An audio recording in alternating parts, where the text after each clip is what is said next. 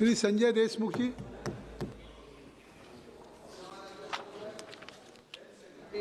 National security cess bill माईक 2025च्या या महत्त्वपूर्ण बिलावरती बोलण्याची संधी दिल्याबद्दल अध्यक्ष महोदय मी आपले धन्यवाद मानतो। या विषयावरती सभागृहात चर्चा करताना माझ्या मनात एकच प्रश्न वारंवार येतो, या देशातील नागरिकांचे आरोग्य वाचवायचे की सरकारला आपल्या तिजोरी भरायच्या आहेत? कारण या बिलात जे काही आहे त्यातून नागरिकांच्या आरोग्याबद्दल सरकारला खरंच चिंता आहे असं कुठंच दिसत नाही। उलट आरोग्याच्या नावाखाली पैसा उकळण्याचा प्रयत्न जास्त दिसत आहे। अध्यक्ष महोदय, आपल्या सर्वांना माहीत आहे, या देशात सर्वाधिक आरोग्य बिघडवणारा पदार्थ म्हणजे गुटखा। कॅन्सर सारखा भयंकर रोगाला सर्वाधिक कारणीभूत असलेला पदार्थ म्हणजे गुटखा। लाखो तरुणांच्या आयुष्य खेळणारा, कुटुंब उद्ध्वस्त करणारा, गरीब माणसाचं संपूर्ण जगणं उद्ध्वस्त करणारा पदार्थ म्हणजे गुटखा। आज ग्रामीण भागात, शहरी भागात, शाळा कॉलेजमध्ये, कामगार वर्गात तसेच महिला वर्गात देखील म्हणजे जवळपास प्रत्येक ठिकाणी हा गुटखा व्यसनाचा कर्करोगासारखा पसरलेला आहे। लोक आजारी पडत आहेत, त्यांच्या उपचारासाठी कोट्यवधी रुपये खर्च होत आहेत। सरकारचा आरोग्य यंत्रणेवर मोठा भार येत आहे। हजारो कुटुंबाचा संसार उद्ध्वस्त होत आहे, तरी हे वास्तव सरकारला कळत नाही आहे। मी अध्यक्ष महोदय, मी ज्या भागाचं नेतृत्व करतो त्या यवतमाळ वाशिमसह संपूर्ण विदर्भ भागात एक विषारी आणि प्राणघातक पदार्थ अत्यंत मोठ्या प्रमाणात वापरला जातो, तो म्हणजे नागपुरी खर्रा। या भागात नागपुरी खर्रा इतका प्रसिद्ध आहे की प्रत्येक 10 लोकांपैकी 4 लोक हा पान मसाला नियमितपणे सेवन करतात। ही अत्यंत गंभीर बाब आहे। सर्वाधिक वेदना देणारी गोष्ट म्हणजे या व्यसनापासून कोणताही वयोगट वाचलेला नाही। लहान मुलापासून ते ज्येष्ठ नागरिकापर्यंत, महिलापासून ते तरुणापर्यंत जवळपास सर्वच वयोगटातील लोक याचा शौक बाळगतात।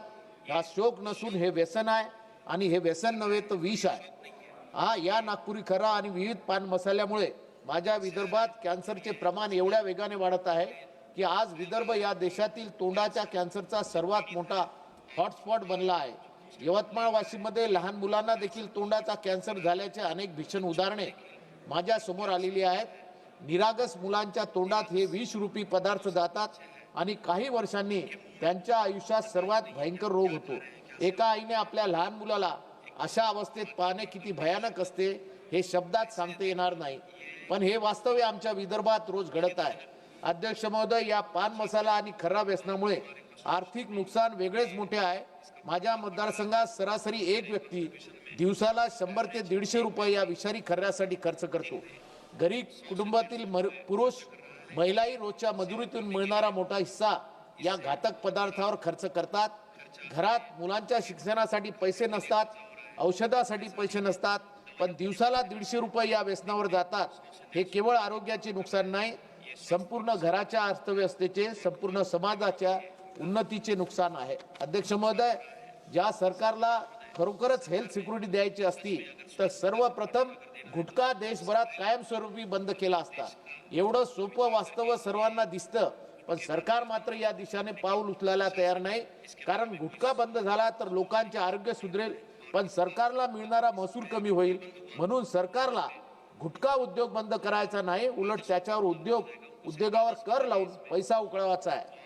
अध्यक्ष महोदय, आज या बिलाद्वारे सरकार सांगतं की आपण पान मसाला, गुटखा इत्यादीवर सेस लावणार आणि तो पैसा आरोग्यासाठी व राष्ट्रीय सुरक्षेसाठी वापरणार, पण नागरिकांच्या आजारी करणारा गुटखा पूर्णपणे बंद करण्याची हिंमत सरकार का दाखवत नाही? म्हणजे एकीकडे नागरिकांना आजारी होऊ द्या, त्यांचा जीव धोक्यात येऊ द्या आणि दुसरीकडे त्यांच्या आजारातूनच पैसा कमवत राहा, हे कोणते शासन चालले आहे? यात हेल्थ सिक्युरिटी कुठे आहे? अध्यक्ष महोदय, आपल्याला माहित आहे या देशात किती तरुणांना तोंडाचा कॅन्सर झाला, किती लोकांची शस्त्रक्रिया झाली, किती लोकांच्या घरात कमावणारा माणूस नाहीसा झाला। त्या प्रत्येक गोष्टीची जबाबदारी या गुटखा उद्योगावर आणि चालू ठेवणाऱ्या सरकारच्या धोरणावर आहे। जर सरकारने धाडस दाखवून गुटखा बंद केला असता तर आज लाखो कुटुंब सुखाने जगली असती, लाखो नागरिकांच्या आजारातून मुक्ती मिळाली असती। पण आजच्या या सरकारला नागरिकांच्या आयुष्यापेक्षा जास्त महत्त्व कर गोळा करण्याकडे आहे, हे स्पष्ट दिसत आहे। अध्यक्ष महोदय, या बिलाद्वारे कर वाढवून सरकार गुटखा उत्पादनाला आणखीन वैधतेचे कवच देते असं दिसत आहे. कर लावा, महसूल मिळवा, पण गुटखा उत्पादन मात्र सुरू ठेवा. हे सरकार नागरिकांच्या आरोग्याशी केलेले सर्वात मोठं धोरणात्मक पाप आहे. आरोग्याच्या नावावर उद्योगांना चालू ठेवून फक्त कर वसूल करणे म्हणजे नागरिकांच्या आयुष्याची थट्टा आहे. सरकार हेल्थ सिक्युरिटीचं नाटक करत आहे, पण वास्तवात गुटखा उद्योगाला संरक्षण देत आहे. अध्यक्ष महोदय, मी या सभागृहातून सांगू इच्छितो, एक मिनिट, या देशात आरोग्य सुधारायचं असेल तर कर वाढवून नाही, गुटखा बंद करूनच आरोग्य सुधरेल. गुटखा बंद झाला तरच तरुण पिढी वाचेल.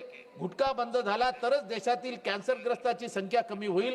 गुटखा बंद झाला तरच आरोग्य व्यवस्थेतील भार कमी होईल आणि गुटखा बंद झाला तरच नागरिकांची खऱ्या अर्थाने हेल्थ सिक्युरिटी मिळेल. म्हणून या आरोग्याच्या नावावर कर लावण्याचा हा धोका थांबवला पाहिजे. सरकारने जर खरंच नागरिकांच्या आरोग्याची काळजी घेतली असती तर गुटखा बंदीचा निर्णय हा सर्वात पहिला आणि सर्वात प्रभावी निर्णय ठरला असता, पण सरकार तसे करत नाही. त्यामुळे मला असे सांगावे लागते की हे बिल आरोग्यासाठी नाही तर महसुलासाठी आहे आणि नागरिकांचे आरोग्य वाचवायचे असेल तर या देशातून पूर्णपणे गुटखा बंदी झाली पाहिजे. अध्यक्ष महोदय, धन्यवाद.